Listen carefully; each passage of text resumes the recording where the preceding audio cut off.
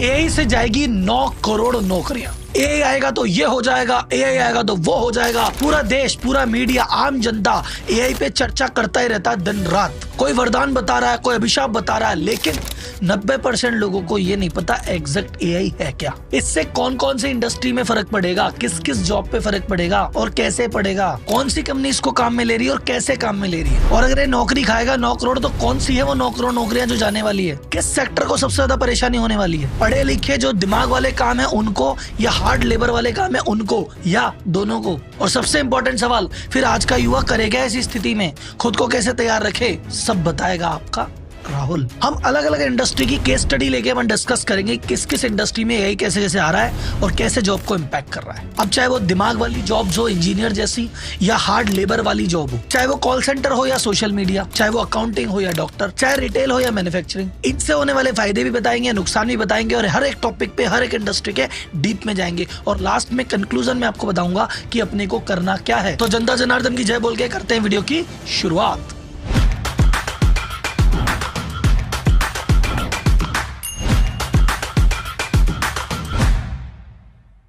सबसे पहले बात करते हैं एआई है क्या। एआई मतलब आर्टिफिशियल इंटेलिजेंस। सामान्य भाषा में कोई भी ऐसी टेक्नोलॉजी, कोई भी ऐसा टूल या सॉफ्टवेयर जो कि कंप्यूटर को आदमी का काम करने में मदद करे, वो एआई है। जो पुराने डेटा को एनालिसिस करके तुमको रिजल्ट दे दे, रिकमेंड कर दे, वो एआई है। एग्जांपल देता हूँ, गूगल मैप आप रोज काम में लेते हो, एक तरह से वो भी एआई है। तुम्हें बताता है कि जहाँ पे तुम खड़े हो वहां से जाने का रूट क्या है, फास्टेस्ट रूट क्या है, रास्ते में क्या आएगा, कहाँ पे ट्रैफिक है, कौन सी गली में घूम जाओ, सब सजेस्ट करता है, एआई की मदद से करता है। तुम फूड की बात करो, स्विगी जोमेटो की बात करो, तुमने पिछली बार क्या ऑर्डर किया था, तुम किस तरह का खाना खाते हो, तुम जैसी सब्जी लेते हो बताता है कौन सी रोटी जाएगी, रोटी लेते ही बोलता है तुम ये क्यों नहीं लेते, ये क्या कर रहा है, एआई है। इसका पर्पस था आदमी की जिंदगी को आसान बनाना, लेकिन ये अब आदमी को रिप्लेस करने पे उतर गया है। कैसे, सेक्टर वाइज देखेंगे।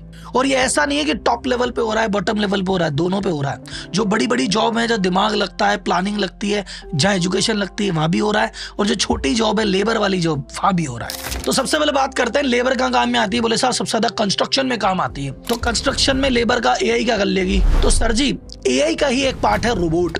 ये रोबोट जितने भी काम कर रहे हैं, इनके पीछे जो सिस्टम है जो इनको बताता है क्या करना, कब करना, कैसे करना, एआई ही तो बताता है। ये जो 3D प्रिंटिंग की टेक्नोलॉजी है, ये एआई पे ही तो ऑपरेट करती है। अब इस वीडियो को गौर से देखिए। जहां पे कोई मकान के कंस्ट्रक्शन में या कोई बड़ी बिल्डिंग या फैक्ट्री के कंस्ट्रक्शन में सैकड़ों हजारों लेबर लगा करती थी, वहां पे 3D प्रिंटिंग की मशीन है, इसको नक्शा इसमें फीड कर दिया गया। ये मटेरियल की मिक्सिंग से लेके बनाने तक सारे काम खुद ही कर रही है।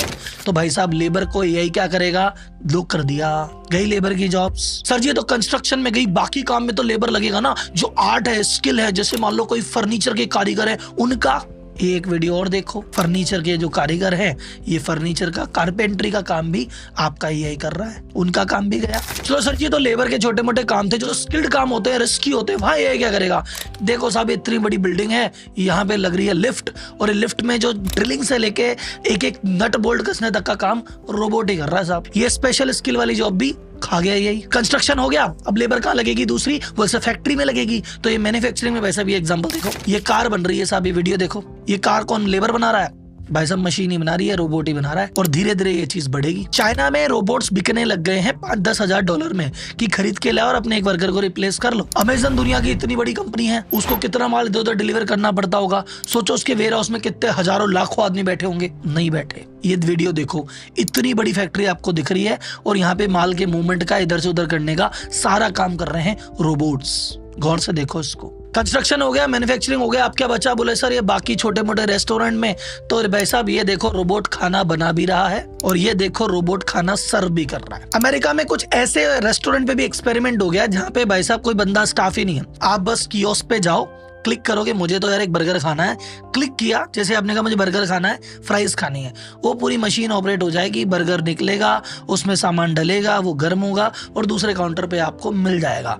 किसी बंदे की जरूरत ही नहीं है साहब। तो ये रेस्टोरेंट में जो लेबर काम करते हैं, इनकी जॉब गई। रिटेल में आप देखते हैं, चाहे मैकडी देखो, पिज़्ज़ा हट देखो, डोमिनोज देखो, सब जगह ये सेल्फ ऑर्डरिंग कियोस्क आ गए, कि जहाँ पे आपको बंदा ऑर्डर लेने की जरूरत ही नहीं है, आप खुद का ऑर्डर खुद ही दो। बस बनाने वाले किचन में 2-3 लोग हैं, आगे जाके वो भी रिप्लेस कर देंगे। प्लस अमेज़न अभी एक एक्सपेरिमेंट कर रहा है ड्रोन से डिलीवरी करने में। अगर वो एक्सपेरिमेंट सफल हो गया और ड्रोन से डिलीवरी होने लग गई, तो जो डिलीवरी बॉय घूम रहे हैं, अमेजन वाले, फ्लिपकार्ट वाले, स्विगी वाले, जोमेटो वाले, जेप्टो वाले, इनका भी गेम ओवर होगा साहब। एक और बहुत बड़ा सेक्टर है जिसमें बहुत लेबर इन्वॉल्व है, ड्राइवर। भाई साहब ड्राइवरलेस ट्रक आ गए, ड्राइवरलेस कार आ गई, अब क्या होगा साहब? ड्राइवरलेस ट्रेन आ गई। तो ये जो ड्राइवरी का काम कर रहे थे इतने सालों से, अब इनका क्या होगा साहब? बात करें कि चलो सर ये तो कमर्शियल यूज में तो चले गए, पर्सनल यूज में तो लेबर काम में आ जाएगा, घर की साफ सफाई, झाड़ू पोछा, बर्तन ये तो कर लेगा। नहीं भाई साहब, टेस्ला ने जो नए रोबोट लॉन्च किए वो कह रहा भैया घर के काम, अब वो खाना बनाना है, सर्विंग करनी है, कोई सामान आपका पिक करना है, साफ सफाई करनी है, सारे काम के लिए तैयार है रोबोट। तो अब लेबर जाए कहाँ, ये आप मुझे बताओ। धीरे धीरे ये सब चीज रिप्लेस होगी, कहीं बहुत जल्दी, कहीं बहुत लेट, बट होगी तो सही साहब। अब ये रिप्लेसमेंट हो क्यों रहा है, लोग बाग क्यों रोबोट के पीछे भाग रहे हैं? क्योंकि भाई साहब सबसे पहली कॉस्ट की बचत है।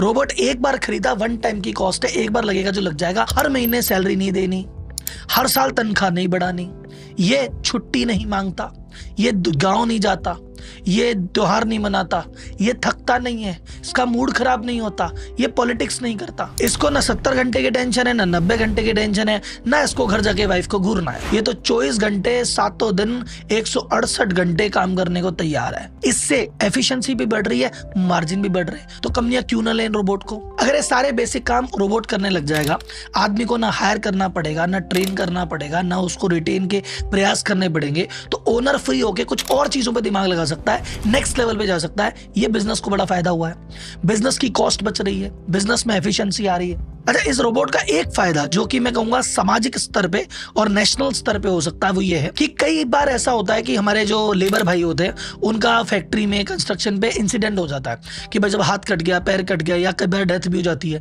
तो रोबोट के केस में वो जो दिक्कत होती है वो अब नहीं होगी। कई ऐसे टास्क हैं जहाँ पे आदमी इन्वॉल्व होता है और उसकी हेल्थ को रिस्क होता है।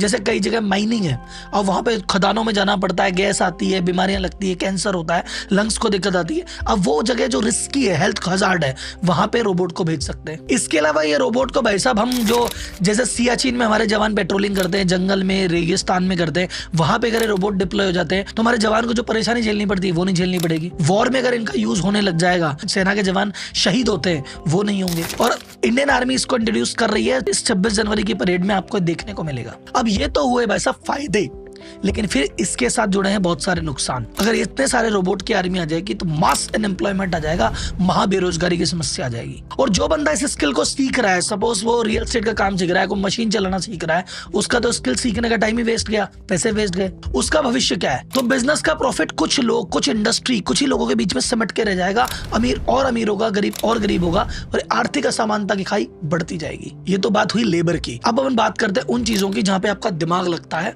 और जहां पे स्किल वाले लोग हैं। उन कुछ सेक्टर्स का नाम लेता हूं, फिर एक एक करके इन पे चर्चा करेंगे। अपन बात करेंगे कॉल सेंटर पे इसका क्या इंपैक्ट पड़ा है, मैन्युफैक्चरिंग में क्या इंपैक्ट पड़ा है, इंजीनियरिंग जॉब्स पे क्या इफेक्ट पड़ा है, क्रिएटिव जॉब्स पे क्या फर्क पड़ा है, सोशल मीडिया की जॉब्स पे क्या फर्क पड़ा है, admin job, data entry job, medical profession, doctor profession, CA profession, architect profession, इन पे क्या फर्क पड़ा है, रिटेल में क्या फर्क पड़ा है, गवर्नेंस में क्या फर्क पड़ा है। एक एक करके सभी सेक्टर पे करेंगे बात। पर उससे पहले अगर आप व्यापारी हैं तो आपके लिए एक छोटा सा अनाउंसमेंट है, 1 मिनट का। भारत में जितने भी बिजनेसमैन हैं, 2 कैटेगरी में बैठे हैं। 90% छोटे और मध्यम व्यापारी और 10% टॉप बड़े कॉर्पोरेट। इनका स्ट्रगल कभी खत्म ही नहीं होता। इनको कभी एम्प्लॉय की दिक्कत होती है, कभी सेल की दिक्कत होती है, कभी फाइनेंस की होती है, कभी इनके पास टाइम नहीं होता, कभी ये कर्जे में डूबे होते हैं। क्यों होता है? क्योंकि कुछ ऐसी गलतियां कर रहे हैं जिनको पता ही नहीं है। और ये जो 10% लोग हैं, इनके तो एम्प्लॉय भी बढ़िया और सेल भी बढ़िया और फाइनेंस भी बढ़िया, ग्रोथ ही ग्रोथ और मजे ही मजे। क्यों? क्योंकि इनके कुछ सीक्रेट ऐसे हैं जो सबको पता नहीं है। अब आपका भाई as a CA in MSME के साथ काम कर चुका है तो जानता है कि क्या क्या प्रॉब्लम आप फेस करते हो, और एज ए कंसल्टेंट इनके साथ भी काम किया है तो मुझे पता है कि इनको क्या सीक्रेट पता है। तो मैं आप लोगों के बीच में एक ब्रिज बनाना चाहता हूँ और इनके सीक्रेट आपको बताना चाहता हूँ। तो अगर आपको लगता है कि मुझे सीक्रेट सीखने हैं, मुझे अपनी गलतियां सुधारनी है, तो मैं सभी व्यापारियों को इन्वाइट करता हूँ मेरी 2 घंटे की फ्री मास्टर क्लास व्यापारी टू सीईओ आरंभ में, जहां पे भाई साहब आप फ्री में सीख सकते हैं आपकी क्या क्या गलतियां हैं, उसको कैसे सुधारना है, और सीईओ के क्या राज हैं जो अब तक आपको पता नहीं है। ये क्लास आपकी एक नई जर्नी और जीवन की नई शुरुआत का आरंभ करेगी, इसीलिए इसका नाम आरंभ रखा गया। लिंक डिस्क्रिप्शन में है और पिन कमेंट में है, तो अभी रजिस्टर्ड कर लीजिए और रजिस्टर्ड करके वापस आइए, देखते हैं एआई क्या कर रहा है। पहला सेक्टर लेते हैं, कॉल सेंटर। अब हर इंडस्ट्री समय के साथ बढ़ती है, जब हर इंडस्ट्री भाग रही है तो ये पीछे क्यों जा रही है? काम कम हो जाएगा कॉल सेंटर का? नहीं, कॉल सेंटर का काम तो बढ़ेगा, कॉस्ट कम हो जाएगी, क्योंकि जहां पे कॉल सेंटर में आदमी बैठे ना, इनकी जगह ले लेंगे बॉट। 5 साल पहले तक की अगर बात करें तो जितने भी कस्टमर सर्विस रिलेटेड काम था 70% कॉल पे होता था और ये ह्यूमन लोग करते थे। अब धीरे धीरे WhatsApp boat, chat bot, AI इनका यूज आने लग गया है और धीरे धीरे ये जो नंबर है ये नीचे आने लग गया है। मैं एक एग्जांपल से बताता हूँ। 7 साल पहले HDFC बैंक ने लॉन्च किया Eva, electronic virtual assistant. Chatbot था और छोटे मोटे काम करता था कि FD की रेट क्या है बता दी, कितने टाइप के क्रेडिट कार्ड है बता दिया। कोई कॉम्प्लेक्स काम नहीं कर पाता था। कॉम्प्लेक्स काम है करो बंदे से बात। अब क्या करता है, अब ये ईवा को बोलो आप स्टेटमेंट निकाल के दो, दे देता है। क्रेडिट कार्ड के स्टेटमेंट शेयर कर देता है। कोई इंफॉर्मेशन निकालनी हो वो दे देता है। कोई कार्ड गुम गया उसको ब्लॉक कर देता है। चेकबुक भी इशू कर देता है, FD भी बुक कर देता है। सिर्फ चैटबॉट। HDFC बैंक कहता है कि देखो हमने हमारे कस्टमर से बात करने के 4 तरीके बनाए। पहला टच, ब्रांच में आजा काम करवा ले। दूसरा टाइप, वेबसाइट पे टाइप कर ले। तीसरा टैप, व्हाट्सएप पे टैप करके कर ले। और चौथा टॉक, हमारे कॉल सेंटर पे कॉल कर ले। पहले क्या होता था, आदमी या तो ब्रांच आता था या कॉल सेंटर का, 2 ही काम थे। लेकिन आज की रेट में देखा जाए तो मेजोरिटी जो चीजें हैं वो टैप और टाइप पे शिफ्ट हो गई है। जरूरत आधी हो गई है सब। और इसमें बहुत बड़ा योगदान आया भैया जनरेशन का भी। जैसे मैं कहता हूं कि अगर मेरी मम्मी को जोमेटो से कोई दिक्कत हो जाए तो मेरी मम्मी तो चाहती है मैं फोन करूंगी, सीधा दीपेंद्र गोयल उठाना चाहिए कि बेटा ये बताए बात हो गई, सीधे मालिक से बात करेंगे। लेकिन मेरी बेटी को कॉल से मतलब नहीं है, वो व्हाट्सएप पे रिक्वेस्ट डालेगी और टैप टैप करके उसका काम हो गया। तो पुरानी जनरेशन कहती है मैं तो एक आदमी चीज जिससे हम बात करेंगे। नई जनरेशन कहती है क्या करना आदमी से बात करके। मैं एक और एग्जांपल देता हूँ। ये मैंने बताया आपको HDFC बैंक में आधे से ज्यादा काम इसके बॉट पे होने लग गए। एक और एग्जांपल लेते हैं, वोल्टास। 5 साल पहले वोल्टास कह रहा है कि यार हमारा ये चैटबॉट वगैरह से ना 5% बिजनेस होता था, अब होता है 50%, जिसमें हम AC का डेमो से लेके इंस्टॉलेशन से लेके सर्विस तक के सारे काम आजकल कराने लग गए बॉट पे। पैनासोनिक 4 साल पहले चैटबॉट बनाया था, आज 40% काम पैनासोनिक का चैटबॉट से होता है, ह्यूमन की जरूरत ही नहीं है। के कार्तिनिवासन जो कि TCS के CEO है, वो कहते हैं कि यार देखो आने वाले टाइम में कॉल सेंटर की जरूरत ही क्या है, कर लेगा ना चैटबॉट काम। ये TCS का CEO कह रहा है। अब इसका इम्पैक्ट क्या होने वाला है साहब, ग्लोबली कॉल सेंटर इंडस्ट्री में 12 मिलियन लोग नौकरी करते हैं और उसमें से इंडिया में 1 मिलियन यानी 10 लाख लोग नौकरी करते हैं। अब इनका क्या होगा भाई साहब। हेड काउंट रिडक्शन की मैं परसेंटेज में बात करता हूँ। 2024 में 5% संख्या कम हुई आदमियों की, चैटबॉट बढ़ा। 2025 में एक्सपेक्टेशन है 6% कम करेंगे। 27 में एक्सपेक्टेशन है 8% कम करेंगे। यानी आने वाले 3 साल में 20% जो काम करने वाले हैं वो निपट जाएंगे। यानी सिर्फ कॉल सेंटर में 2 लाख लोगों की नौकरियां सदा के लिए खत्म हो जाएगी। ये 4 साल की बात है। 10 साल बाद जाने क्या होगा। एक स्वीडिश फिनटेक कंपनी है क्लारना करके, वो बोलता है कि सर हमने हमारा सारा काम चैटबॉट के भरोसे छोड़ दिया, कॉल सेंटर में एक भी आदमी नहीं रखा। हमारा जो क्वेरी रिजोल्यूशन 11 मिनट में होता था अब वो मात्र 2 मिनट में होने लग गया और 700 आदमियों का काम हमारा AI कर रहा है। तो पिछले साल उन्होंने कोई नई हायरिंग की नहीं और अगले साल करने की जरूरत ही नहीं है। CEO ट्वीट करता है कि मुझे तो लगता है मेरा काम भी AI कर लेगा, मैं करूँ ही क्या। अब ये कंपनियां कॉल सेंटर में ह्यूमन की जगह AI बॉट क्यों ला रही है, सिंपल सा कारण है, मैंने पहले ही बताया आपको। एक तो कॉस्ट की 25 से 30 हजार का आदमी मिलता है, महीने में 1000 कॉल करता है, यानी एक कॉल की कॉस्टिंग 25 से 30 रुपए आती है। बॉट यही काम 3 से 5 रुपए में कर रहा है। प्लस एफिशिएंसी की बात, कॉल सेंटर पे इतने आदमी हायर करो, फिर उनको ट्रेन करो, फिर वो छोड़ के जाएंगे, फिर वो पॉलिटिक्स है, फिर वो छुट्टी मांगेंगे, फिर वो थक जाएंगे, स्ट्रेस हो जाएगा, वर्क लाइफ बैलेंस होगा, हो गया पूरा गेम ही ओवर। बोले बोट आ गया, तुम जाओ, तुमको जो करना है हम कर लेंगे काम। और वैसे भी कॉल सेंटर अगर गौर से देखो तो किसी भी कंपनी के लिए कॉल सेंटर खर्चा ही तो है। कॉल सेंटर से कमाई तो कहाँ होती है। माल तो बिक चुका, पैसे तो आ चुके, तो जो माल जिनको बेच चुका उनको सर्विस ही तो देनी है। तो वो जितने कम में होता बढ़िया है ना। अगर सर्विस पे 10 करोड़ लग रहे थे, आज तक 6 करोड़ में होता, दिक्कत क्या है, मार्जिन बचेगा। तो हर कंपनी इस कॉस्ट को कम करने में लगी हुई है। अच्छा, यूजर को भी इससे बहुत बेनिफिट हो रहा है। यूजर कह रहा है भाई साहब पहले तो कहते थे कॉल सेंटर बंद है साहब, 7 बजे बाद बात नहीं होगी, 6 बजे बात नहीं होगी। अब तो बैठा है बॉट, रात को 2 बजे कर ले भाई, दिवाली के दिन रात को 8 बजे कर ले, कौन मना कर रहा है। इसकी प्रॉब्लम क्या होने वाली है, वर्ल्ड लेवल में 1 करोड़ 20 लाख लोग हैं। अगर 10 साल में 50% भी ह्यूमन की रिक्वायरमेंट कम हो गई तो 60 लाख लोगों की नौकरी जाएगी। उसमें से इंडिया में 5 लाख लोगों की नौकरी जाएगी। क्या होगा उसका। ये 60 लाख लोग वर्ल्ड में कमाते थे, पैसा इकोनॉमी में घूमता था, अब ये पैसा घूम के कुछ कंपनियों की जेब में इकट्ठा हो जाएगा।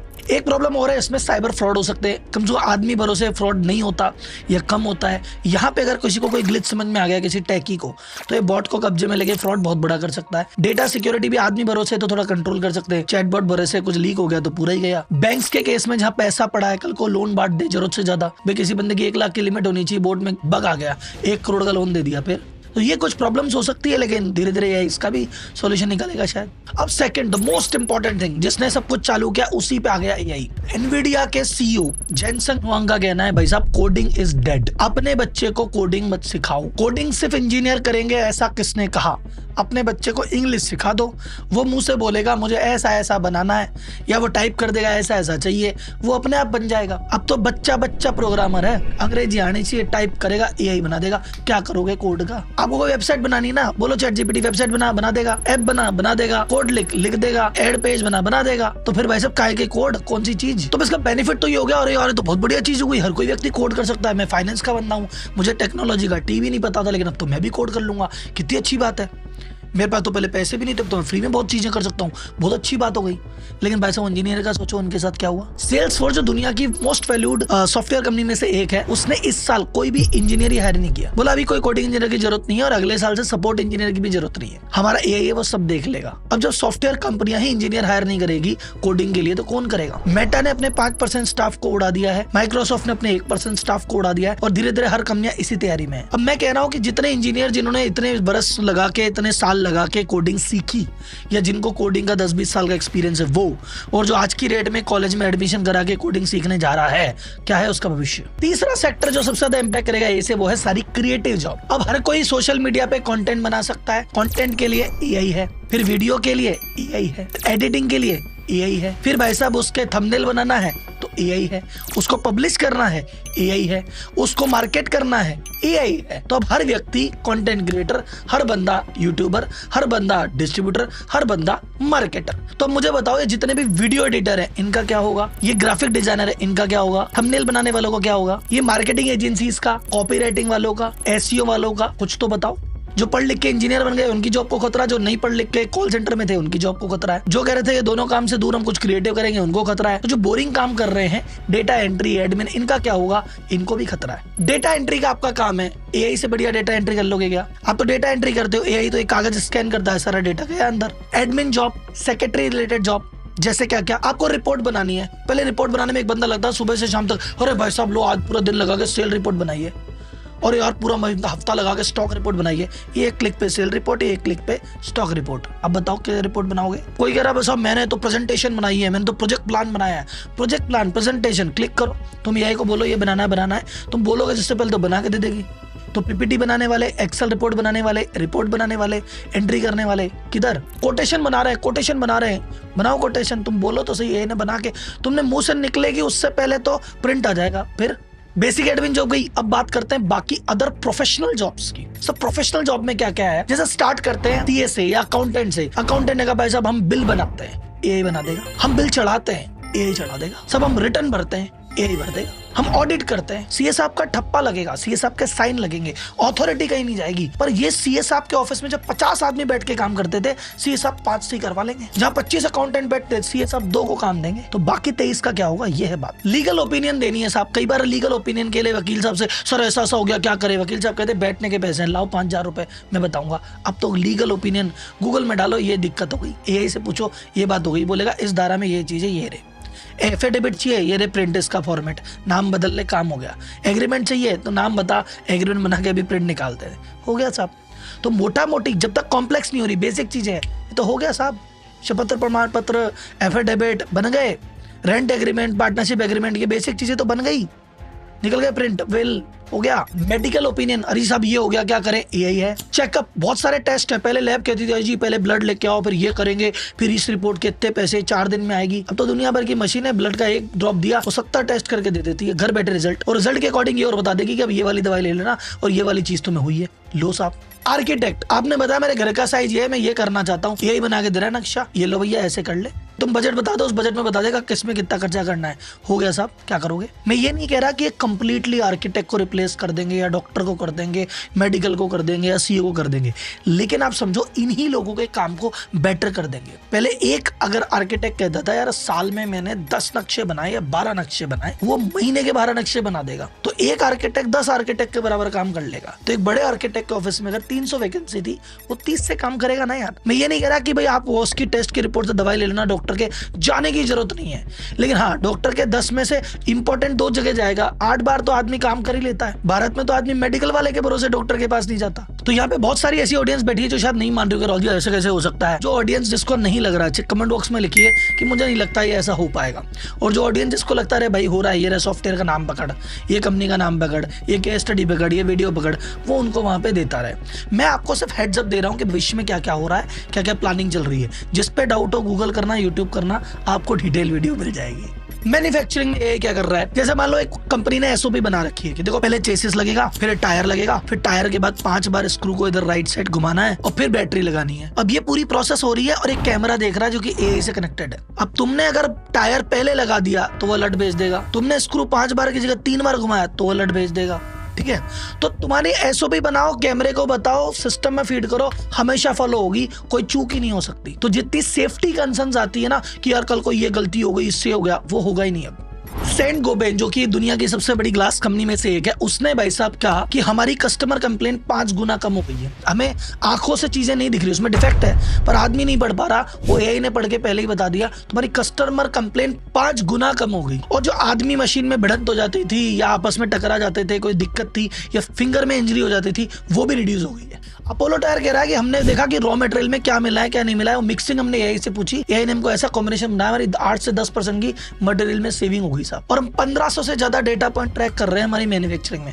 हम वेदर भी ट्रैक कर रहे हैं, हम एक्सचेंज रेट भी ट्रैक कर रहे हैं और सब में हमको एआई बेनिफिट दे रहा है। अब बेनिफिट क्या है, एफिशिएंसी आएगी, रिसोर्स का यूटिलाइजेशन बहुत अच्छा होगा, टाइम से होगा, कॉस्ट बचेगी, मजा आएगा, सेफ्टी होगी, इंजरी बचेगी। लेकिन नुकसान क्या है, सुपरवाइजर की नौकरी का क्या, क्वालिटी वाले की नौकरी का क्या, एक्चुअल लेबर जो काम कर रही है उसका क्या, रिटेल में कैसे फायदा होता है। एक एग्जांपल लेता हूँ, बेस्ट एग्जांपल, लेंस कार्ड के पीयूष जी ने कहा कि देखो जब ऑन एन एवरेज हम महीने के है ना 40 से 50 स्टोर खोलते हैं, तो 50 स्टोर जब हम खोलते थे तो क्या कोई भी नई लोकेशन खोल रहे हैं तो पहले मीटिंग हो रही है, 10 लोग बैठ रहे हैं और प्लान करेगी ये स्टोर इस लोकेशन पे खोले कि नहीं खोले, क्या सेल आएगी, अंदाजा लगाओ। सब अंदाजा लगा रहे हैं, कोई कह रहा है यार ये तो 1 करोड़ की सेल देगा, कोई कह रहा है 50 लाख की, और सब तुक्के लग रहे हैं। और वो तुक्के 50% सही होते थे, 50% गलत होते थे और इससे इनको काफी दिक्कत आती थी। अब इन्होंने कहा कि मैंने जितनी भी हमारी एग्जिस्टिंग लोकेशन है उसका डेटा एआई में फीड किया और अब एआई से हम पूछते हैं कि भैया लोकेशन बता कौन सी, 95% एक्यूरेसी से पता लगाता है कि भैया इतनी सेल होगी और उस हिसाब से खोलते हैं। 8 महीने में पे बैक पीरियड। बड़ी बड़ी कंपनियां हैं जैसे HUL है, मैरिको है, बार्ले, क्या करती थी,